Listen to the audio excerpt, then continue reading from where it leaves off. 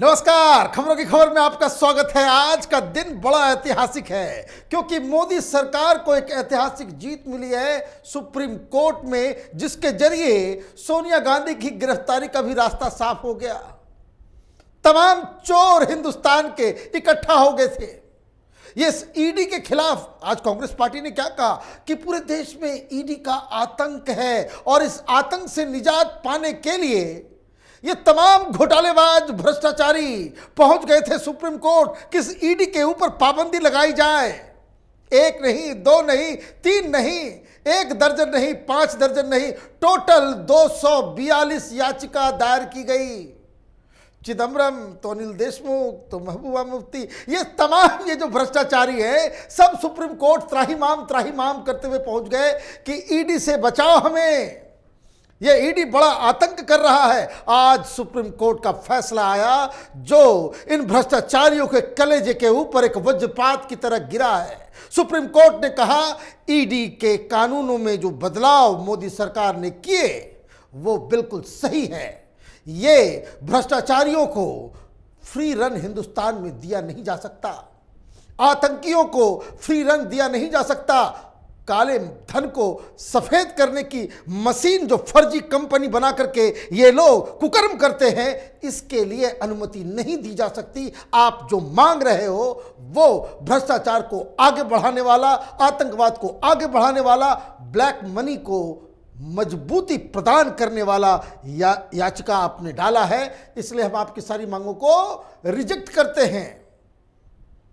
ED के चक्कर में है सोनिया गांधी, पूछताछ उधर चल रही है और यह भी मालूम चला कि कल कुछ दस्तावेज लेकर के गई थी मैडम और ईडी के अधिकारी बता रहे हैं कि उस कागज में ही फर्जीवाड़ा है और इस फर्जीवाड़े की कीमत बहुत महंगी हो सकती है। क्यों? क्योंकि ईडी के पास जो वर्तमान में जो ताकत है, जो अधिकार है, जिसकी पुष्टि आज सुप्रीम कोर्ट ने की, उसके तहत अगर कोई शख्स गलत बयानी करता है, फर्जीवाड़ा करता है, तो वो पूछताछ का हिस्सा भी सबूत के तौर पे कोर्ट में पेश किया जा सकता है। यही तो पूरा बवाल चल रहा था कि भाई एफआईआर नहीं होता फिर भी गिरफ्तार करके लेके चले जाते हैं और एक मामला ऐसा है, इतना सारा पावर दे दिया गया है, इसमें बेल मिलना बड़ा मुश्किल है। अनिल देशमुख 6 महीने से बेचारे वहाँ आर्थर रोड जेल में जो है, उनकी पीठ की जो रीढ़ की हड्डी जो है उसमें बहुत पेन है, ये सुनने में आया है। खैर, क्या हुआ सुप्रीम कोर्ट में ये समझने की ज़रूरत है, लेकिन इसे जानने से पहले ये जानना जरूरी है कि इन चोरों ने क्या अर्जी लगाई थी, जाकर के वहाँ क्या कहा था कि सुप्रीम कोर्ट से ये अर्जी लगाई थी कि ईडी के प्रकोप से हमें बचाएं। तो क्या क्या वो दलीलें थी, पहले उसको सुनिए, उसके बाद आज क्या फैसला आया उसको जानना और समझना जरूरी पड़ेगा। सुप्रीम कोर्ट में दायर याचिकाओं में पीएमएलए एक्ट को असंवैधानिक बताते हुए कहा गया कि इसके क्रिमिनल प्रोसीजर कोड में किसी संज्ञेय अपराध की जांच और ट्रायल के बारे में दी गई प्रक्रिया का पालन नहीं होता है। पीएमएलए कानून के तहत गिरफ्तारी, जमानत देने, संपत्ति जब्त करने का अधिकार दंड प्रक्रिया संहिता मतलब सीआरपीसी के दायरे के बाहर है। सीधे पहुंच गए, बोले ये अनकॉन्स्टिट्यूशनल है माय लॉर्ड। ये ईडी वाले कुछ फॉलो नहीं करते, केस चला देते हैं, संपत्ति जब्त कर लेते हैं, बुला लेते हैं और जो सीआरपीसी के तहत कम से कम एफआईआर देने की भी प्रक्रिया जो होती है वो भी नहीं करते ये, और बताते भी नहीं भाई कि क्या कंप्लेन है, और सीधे उठा के लेके चले जाते हैं। तो ये संविधान के मुताबिक नहीं है, गैर कानूनी है। ईडी को खत्म किया जाए, इन अधिकारियों से वंचित किया जाए। दूसरी दलील, याचिकाकर्ताओं ने तर्क दिया कि जांच एजेंसियां प्रभावी रूप से पुलिस शक्तियों का प्रयोग करती है, इसलिए उन्हें जांच करते समय सीआरपीसी का पालन करने के लिए बाध्य होना चाहिए। जांच के दौरान आरोपी द्वारा ईडी के दिए गए बयानों का इस्तेमाल आरोपी के खिलाफ न्यायिक कार्रवाई में किया जा सकता है जो आरोपी के कानूनी अधिकार के खिलाफ है। बोले माय लॉर्ड, ये तो बहुत खराब है। ये पूछताछ के दौरान सारी चीज उगलवाती है, फंसाती है टेढ़े मोड़े सवाल करती है, उसमें कोई आरोपी फंस जाता है तो उसको ही सबूत बना करके कोर्ट में जाकर के दे देती है और कोर्ट कहती है कि भाई ये सबूत है। ये तो आरोपी के अधिकारों का, बताइए 242 याचिका चली गई भ्रष्टाचारियों के अधिकारों को बचाने के लिए। शर्म भी नहीं आती इन लोगों को। और ये सब कोई मुख्यमंत्री रहा है, कोई गृह मंत्री रहा है, कोई फाइनेंस मिनिस्टर देश का रहा है, ये छोटे मोटे लोग हैं। इनको लूट मचाने की पूरी आजादी चाहिए। जो जेएनयू में जो भाषण चलता है ना, हमें चाहिए आजादी, ये पहुंच गए कि हमें भ्रष्टाचार करने की आजादी दी जाए, घूसखोरी करने की, पैसा वसूली करने की। अनिल देशमुख भी गया हुआ, बताइए, चिदम्बरम साहब वो ही पहुंच गए। सोनिया गांधी के खासम खास अदर सोनिया गांधी से सवाल जवाब पूछा जा रहा है और वहां गलती उल्टा पुल्टा जवाब वो दे रही हैं। ये भी कहानी है, अगले वीडियो में बताऊंगा कि क्या गड़बड़ी हुई है। तो ये कोर्ट से कह रहे हैं कि भाई अब हमें इससे निजात दिलाई जाए। याचिकाकर्ताओं ने तर्क दिया कि कैसे जांच शुरू करने, गवाहों और आरोपी व्यक्तियों को पूछताछ के लिए बुलाने, बयान दर्ज करने, संपत्ति की कुर्की की प्रक्रिया स्वतंत्रता के मौलिक अधिकार का उल्लंघन करती है। वो तो भाई ये राइट टू फ्रीडम जो है, फंडामेंटल राइट, ये सब ईडी के आते ही, इसलिए ईडी का डर है। लोग ईडी के पास मोदी सरकार में जो भ्रष्टाचार नहीं करेगा, जो घूसखोरी नहीं करेगा, उसे तो डर होता है इस तरह के कड़े प्रावधान से।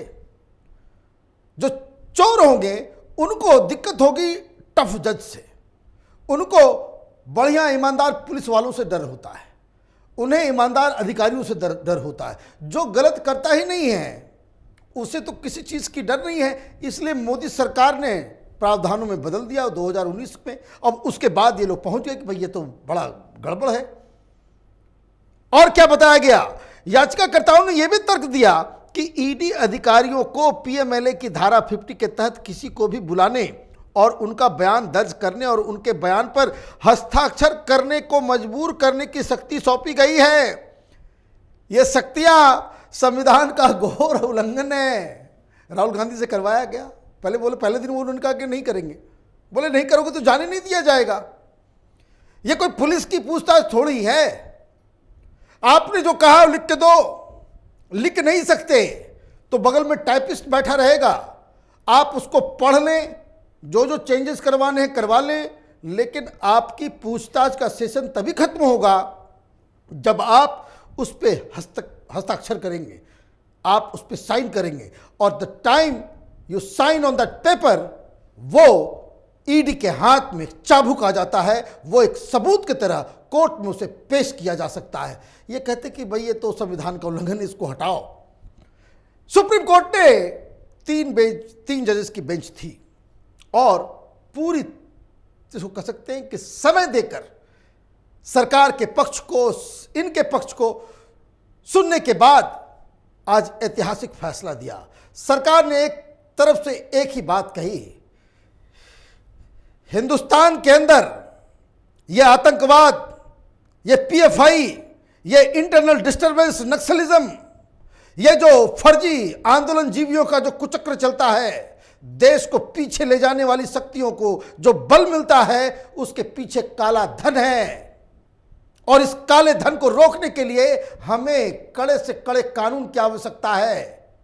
और इसलिए जज साहब मोदी सरकार के आर्गुमेंट से ज्यादा प्रभावित हुए और क्या फैसला दिया। पहला सेंटेंस, सुप्रीम कोर्ट ने कहा पीएमएलए कानून में बदलाव जो किए गए हैं वो सही हैं और ईडी के सामने दिया गया बयान सबूत की तरह ट्रीट किया जाएगा।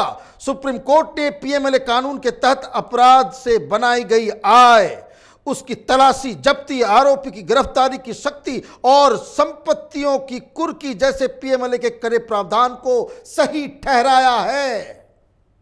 बहुत ही अच्छा फैसला।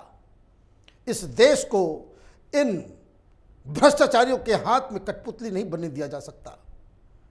ये 10-10 हजार करोड़ का घोटाला करेंगे, घर से इनके करोड़ों का नोट निकलेगा, नोटों का पहाड़, और इनके पास इनको अधिकार चाहिए ये लूट मचाने के लिए। सुप्रीम कोर्ट ने आगे क्या कहा कि सुप्रीम कोर्ट ने कहा कि मनी लॉन्ड्रिंग के तहत किसी आरोपी की गिरफ्तारी गलत नहीं है। यानी शीर्ष अदालत ने ईडी के गिरफ्तारी के अधिकार को बरकरार रखा है। इसी से तो डर था कि गिरफ्तार कर लेती है और बेल नहीं मिलता है। भाई बेल क्यों मिलेगा? तुम 30-30, 40-40 फर्जी कंपनियां बना करके पता नहीं कहां से पैसा आ रहा है। ड्रग्स का पैसा है, चोरी का पैसा है, घूसखोरी का पैसा है, प्रोस्टिट्यूशन का पैसा है, चाइल्ड, पता नहीं किस किस काम का पैसा है ये। आप हिसाब नहीं देंगे और जब ईडी पकड़ेगी तो आप कहेंगे कि हमारे फंडामेंटल राइट्स का जो है कि वो अवहेलना हो रही है। सुप्रीम कोर्ट ने आगे कहा कि ईसीआईआर, जिसे एक तरह से एफआईआर की कॉपी माना जाता है, कोर्ट ने कहा इस कॉपी को आरोपी को देना जरूरी नहीं है। गिरफ्तारी के समय कारण बता देना ही ईडी के लिए पर्याप्त होगा। ये कह रहे थे कि भाई एफआईआर की तरह थी तो पुलिस की तरह जांच करती है, एफआईआर तक दिखाती नहीं, बताती नहीं, गिरफ्तार कर लेती है तब बताती कि भाई क्यों हमको गिरफ्तार किया गया है। सुप्रीम कोर्ट ने कहा सही करती है। इन चोरों को, इन भ्रष्टाचारियों को यही ट्रीटमेंट की जरूरत है। और इसलिए ये जो ईसीआईआर, जो ईडी अपनी तरफ से जो कंप्लेंट दायर करती है, उसको बताने और उसको देने की आवश्यकता नहीं है। ये कोई पुलिस इन्वेस्टिगेशन नहीं है। हाँ, इसमें एक बात और, पूरा आर्गुमेंट ये था कि पुलिस की तरह ये जांच करती है, इसलिए पुलिस को जो जो अधिकार है सीआरपीसी के तहत, वही अधिकार ईडी को दिया जाना चाहिए ताकि ये फिर कोर्ट में गोलमोल करें, ईडी के सामने फर्जीवाड़ा कुछ कबूल लें और कोर्ट के सामने जाएं और कह दें कि नहीं नहीं हमने तो कहा नहीं, मुझे दबाव देकर के कहा गया। मतलब आप रास्ता निकालना चाह रहे हो। सोनिया गांधी से पूछताछ हो रही, राहुल गांधी से पूछताछ हो रही है, गिरफ्तारी का रास्ता क्लियर हो गया है। और इसलिए सुप्रीम कोर्ट ने कहा कि सब बताने की कोई आवश्यकता नहीं है। ईडी पुलिस नहीं है, ईडी एक स्पेशल यूनिट है जो मनी लॉन्ड्रिंग और काले धन के ऊपर एक्शन लेने वाली एक एजेंसी है। इसको पुलिस से कंपेयर नहीं किया जा सकता। उसका ईसीआईआर और एफआईआर बराबर नहीं है। मतलब सुप्रीम कोर्ट आज बिल्कुल सख्त नजर आई इन भ्रष्टाचारियों के खिलाफ। अब जब से यह फैसला आया है, त्राहिमाम मचा हुआ है। त्राहिमाम इसलिए मचा हुआ है कि अब तो सरकार के पास भी, इसको कह सकते हैं कि एक वरद हस्त सुप्रीम कोर्ट का, ये जो अभी तक कह रहे थे कि ईडी का गलत इस्तेमाल हो रहा है अनकॉन्स्टिट्यूशनल तरीके से, और इनको हर चीज में संविधान खतरे में और डेमोक्रेसी खतरे में नजर आती है। ईडी के एक्शन को बता रहे हैं कि यहां पे फासिज्म आ गया, एजेंसियों का इस्तेमाल गलत हो रहा है। सुप्रीम कोर्ट ने आज ने कहा बिल्कुल सही हो रहा। मामला सरकार के पक्ष में गया और ये जो पूरी जो कार्रवाई, जो पूरा डिसीजन सुप्रीम कोर्ट का हुआ, वो ऐतिहासिक इसलिए है कि आज इन भ्रष्टाचारियों को, इन चोरों को ये पता चला होगा कि सुप्रीम कोर्ट का जब डंडा बरसता है तो कितनी चोट लगती है। इन सब लोगों के पैसे, संपत्ति ये कुर्क हो चुकी है ईडी के द्वारा, इसलिए ये बिलबिलाते हुए वहां पहुंचे हुए थे। लेकिन आज राहत नहीं मिली, हिंदुस्तान बदल रहा है। इसलिए सुप्रीम कोर्ट का ये फैसला स्वागत करने योग्य है। हमारी नजर इन तमाम खबरों पे बनी हुई है। आप देखते रहिए कैपिटल टीवी। हमारे वीडियोस को लाइक कीजिए, शेयर कीजिए और हमारे चैनल को सब्सक्राइब कीजिए। धन्यवाद।